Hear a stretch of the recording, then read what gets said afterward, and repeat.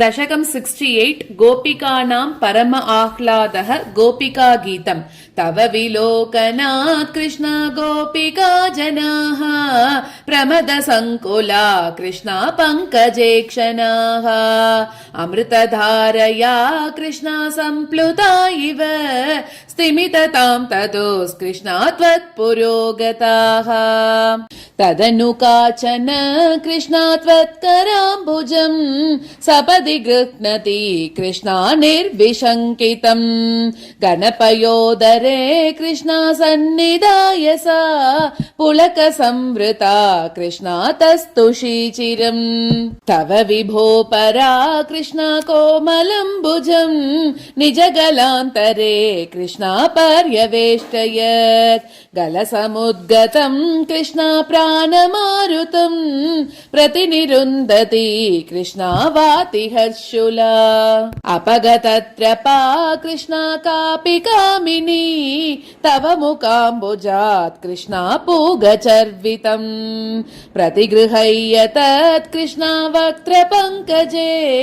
निददति गता कृष्णा पूर्णकामताम् विकरुणो वने कृष्णा संविहाय माम् अपगतोऽसि का कृष्णा त्वामिह स्पृशेत् इति सरोषया कृष्णा तावदेकया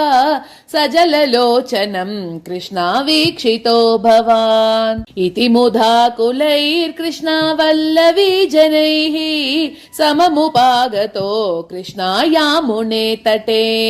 मृदुकुचाम्बरैः कृष्णा कल्पितासने गुसृणभासुरे कृष्णा पर्यशोभताः कतिविधा कृपा कृष्णा केऽपि सर्वतो धृतदयोदया कृष्णा केचिदाश्रिते कतिचिदीदृशा कृष्णा मादृशेष्वभीति अभिहितो भवान् कृष्णा वल्लवी जनैः अयि कुमारिका राधेनैव शङ्क्यताम् कठिनता मयि राधे प्रेम कातरे मयि तु चेतसो राधेवोऽनुवृत्तये कृतमिदं मयेत् राधे ऊचिवान् भवान् अयि निशम्यताम् कृष्णा जीववल्लभाः प्रियतमो जनो कृष्णा नेदृशो मम तदिह रम्यताम् कृष्णा रम्ययामिनीषु अनुपरोदमेत् कृष्णा आलपो विभो इति गिराधिकम् कृष्णा मोदमेदुरैर्व्रजवधूजनैः कृष्णा साकमारमन्